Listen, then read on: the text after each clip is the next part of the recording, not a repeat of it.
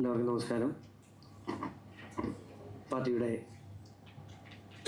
Election കമ്മിറ്റിക്ക് ശേഷമുള്ള തീരുമാനങ്ങളെ സംബന്ധിച്ചും പാർട്ടിയുടെ നയപരിപാടികളെ സംബന്ധിച്ചും വിശദീകരിക്കുവാൻ പാർട്ടിയുടെ സംസ്ഥാന general secretary advocate S Suresh അവരുടെ ക്ഷണിക്കുന്നു. എല്ലാവർക്കും നമസ്കാരം. ബി.ജെ.പിയുടെ സംസ്ഥാന ഇലക്ഷൻ കമ്മിറ്റി യോഗം ഇന്ന് രാവിലെ ബി.ജെ.പിയുടെ സംസ്ഥാന കാര്യാലയത്തിൽ കൂടിയിരുന്നു. കേരളത്തിൻ്റെ ഇലക്ഷൻ ചുമതലയുള്ള അഖിലേന്ത്യാ ജനറൽ സെക്രട്ടറി ശ്രീ വിനോദ് താവ്ഡെ, കേരളത്തിൻ്റെ സംഘടനാ ചുമതലയുള്ള പ്രഭാരി മുൻ കേന്ദ്രമന്ത്രി കൂടിയായിട്ടുള്ള ശ്രീ പ്രകാശ് ജാവ്ദേക്കർ, കേരളത്തിലെ ഇലക്ഷൻ സഹ ചുമതല വഹിക്കുന്ന കേന്ദ്രമന്ത്രി ശ്രീമതി ശോഭ കരന്തലെ തുടങ്ങിയ നേതാക്കന്മാരുടെ സാന്നിധ്യത്തിൽ പാർട്ടിയുടെ സംസ്ഥാന ഇലക്ഷൻ കമ്മിറ്റി യോഗം കൂടുകയും കേരളത്തിലെ പൊതു രാഷ്ട്രീയ സ്ഥിതിയെ സംബന്ധിച്ച ചർച്ച നടത്തി അതിൻ്റെ അടിസ്ഥാനത്തിലുള്ള ഭാവി പരിപാടികൾക്ക് രൂപം നൽകുകയും ഉണ്ടായി. നമുക്കറിയാം, ശബരിമല വിഷയത്തെ സംബന്ധിച്ച് കേസ് സുപ്രീം കോടതിയുടെ പരിഗണനയിലെടുത്തിരിക്കുകയാണ്. ഈ സാഹചര്യത്തിൽ സംസ്ഥാന സർക്കാരിനോട് ബി.ജെ.പിക്ക് ആവശ്യപ്പെടാനുള്ളത് ശബരിമല ആചാര സംരക്ഷണത്തിന് അനുകൂലമായിട്ടുള്ള നിലപാട് സംസ്ഥാന സർക്കാർ സുപ്രീം കോടതിയിൽ എടുക്കണം എന്നാണ്. മുമ്പ് കൊടുത്തിരിക്കുന്ന സത്യവാങ്മൂലം മാറ്റിക്കൊടുക്കാനും അതുപോലെ തന്നെ ശബരിമല പ്രക്ഷോഭത്തിൽ സംസ്ഥാന സർക്കാർ ശബരിമലയിലെ ആചാരങ്ങൾ ധ്വംസിക്കുന്ന രീതിയിൽ പ്രവർത്തിച്ചപ്പോൾ അതിനെതിരെ സമരം ചെയ്ത് എടുത്തിരിക്കുന്ന ആയിരക്കണക്കിന് വരുന്ന കേസുകൾ പിൻവലിക്കാനും സംസ്ഥാന സർക്കാർ തയ്യാറാക്കണം. മാത്രമല്ല, ശബരിമല കൊള്ള കോൺഗ്രസും കമ്മ്യൂണിസ്റ്റ് കുറുവ സംഘം നേതൃത്വം നൽകിയ ശബരിമല കൊള്ള അതിനെ സംബന്ധിച്ച് കേന്ദ്ര ഏജൻസിയെ കൊണ്ട് CBIയെ കൊണ്ട് അന്വേഷിപ്പിക്കാൻ വേണ്ടിയുള്ള നടപടികൾ സംസ്ഥാന സർക്കാർ എടുക്കണം. ഈ മൂന്ന് ആവശ്യങ്ങൾ കേരള സമൂഹത്തിൻ്റെ മുമ്പിൽ ഉയർത്താൻ ബി.ജെ.പി സംസ്ഥാന നേതൃയോഗത്തിൽ തീരുമാനമെടുത്തിട്ടുണ്ട്. അതിൽ അർത്ഥശങ്കയ്ക്ക് ഇടയില്ലാത്ത വിധം ഒന്ന് പറയുന്നു. സുപ്രീം കോടതിയിൽ സംസ്ഥാന സർക്കാർ കൊടുത്തിരിക്കുന്ന ശബരിമലയെ സംബന്ധിച്ചുള്ള സത്യവാങ്മൂലം അത് മാറ്റി പുതിയ സത്യവാങ്മൂലം നൽകണം. ശബരിമല പ്രക്ഷോഭ സമയത്തെടുത്ത കേസുകൾ, കള്ളക്കേസുകൾ പിൻവലിക്കണം. അതുപോലെ തന്നെ ശബരിമല കൊള്ളയെ സംബന്ധിച്ച കേന്ദ്ര ഏജൻസിയെ കൊണ്ട് അന്വേഷിപ്പിക്കാൻ സംസ്ഥാന സർക്കാർ തീരുമാനമെടുക്കണം.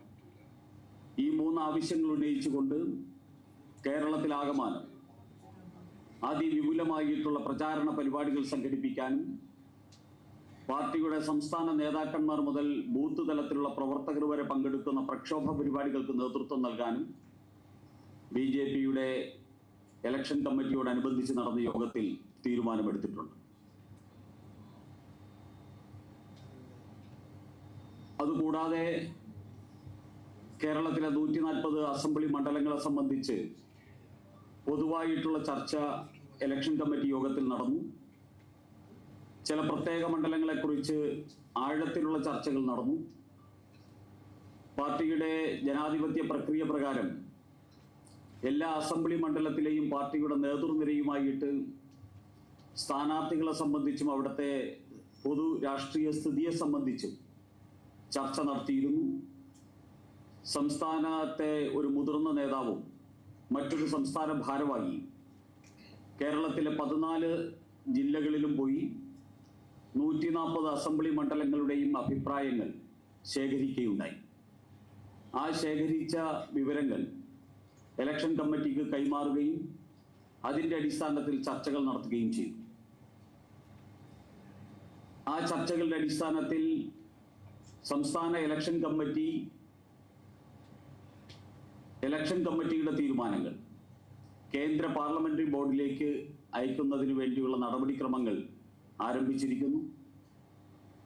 ഞങ്ങളെ സംബന്ധിച്ചിടത്തോളം BJP മത്സരിക്കുന്ന ഞങ്ങളൊരു മുന്നണിയാണ്, NDA മുന്നണിയാണ്. BJP മത്സരിക്കുന്ന അസംബ്ലികളെ സംബന്ധിച്ചുള്ള ചർച്ചകളും അതോടൊപ്പം തന്നെ മറ്റു മുന്നണി ഘടകകക്ഷികൾ മത്സരിക്കുന്ന ചില മണ്ഡലങ്ങളുണ്ട്. അതിനെ സംബന്ധിച്ച് അതാത് ഘടകകക്ഷികളുമായിട്ടുള്ള ചർച്ചകൾ വരും ദിവസങ്ങളിൽ നടത്തേണ്ടതുണ്ട്. അതും കൂടെ നടത്തിയതിന് ശേഷം BJPയുടെ കേന്ദ്ര പാർലമെന്ററി ബോർഡിന് BJPയുടെ സ്ഥാനാർത്ഥികളെ പ്രഖ്യാപിക്കുന്നതിന് വേണ്ടിയുള്ള നടപടിക്രമങ്ങൾക്കായിട്ട് ഈ ലിസ്റ്റ് ഡൽഹിയിലേക്ക് അയക്കാൻ തീരുമാനിച്ചു. ഇതാണ് ഇന്നത്തെ ഇലക്ഷൻ കമ്മിറ്റി യോഗത്തിൽ നടന്നിട്ടുള്ള കാര്യങ്ങൾ.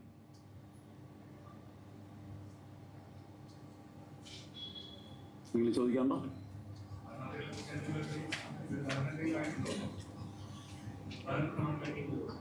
സ്ഥാനാർത്ഥികൾ ഞങ്ങളെ സംബന്ധിച്ചിടത്തോളം എല്ലാ മണ്ഡലങ്ങളും പ്രധാനപ്പെട്ട മണ്ഡലങ്ങളാണ്. NDA കേരളത്തിൽ മത്സരിക്കുന്നത് അധികാരം പിടിക്കാനാണ്. കേരളത്തിൻ്റെ രാഷ്ട്രീയ സാഹചര്യങ്ങൾ 70 വർഷത്തെ കേരളത്തിലെ രാഷ്ട്രീയ സാഹചര്യങ്ങൾ മാറുന്ന തെരഞ്ഞെടുപ്പാണ് ഈ തെരഞ്ഞെടുപ്പ്. ഇടതുപക്ഷത്തിനും വലതുപക്ഷത്തിനും കേവല ഭൂരിപക്ഷം ലഭിക്കാത്ത ഒരു നിയമസഭ എന്ന നിലയിലേക്കാണ് കാര്യങ്ങൾ പോയിക്കൊണ്ടിരിക്കുന്നത്. BJP സ്വാഭാവികമായിട്ടും കേരളത്തിലെ നിർണായകമായിട്ടുള്ള രാഷ്ട്രീയ ശക്തിയായിട്ട് മാറും, അധികാര ശക്തിയായിട്ട് മാറും.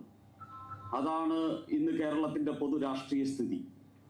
അതുകൊണ്ട് തന്നെ BJPക്ക് കേരളം ഭരിക്കാൻ പറ്റുന്ന ഒരു രാഷ്ട്രീയ സാഹചര്യത്തിലേക്കാണ് കേരളം പോയിക്കൊണ്ടിരിക്കുന്നത്. അതുകൊണ്ട് ഞങ്ങൾ ഓരോ അസംബ്ലിയും വളരെ പ്രാധാന്യത്തോടു കൂടിയാണ് കാണുന്നത്. ഇന്നലകൾ വരെ ആ അസംബ്ലിയിൽ ഉണ്ടായിരുന്ന രാഷ്ട്രീയമായിരിക്കണമെന്നില്ല. നാളെ മുതൽ ആ അസംബ്ലികളിൽ ഉണ്ടാകുന്ന രാഷ്ട്രീയം എന്നുള്ള യാഥാർത്ഥ്യം ഞങ്ങൾക്ക് വ്യക്തമായി കഴിഞ്ഞിരിക്കുന്നു. അതിനനുസരിച്ചുള്ള സ്ഥാനാർത്ഥി പട്ടികയാണ് ഞങ്ങൾ തയ്യാറാക്കിയിട്ടുള്ളത്. ആ സ്ഥാനാർത്ഥി പട്ടികയാണ് കേന്ദ്ര പാർലമെന്ററി ബോർഡിന് മുമ്പിൽ അവതരിപ്പിക്കുക. ഓക്കെ.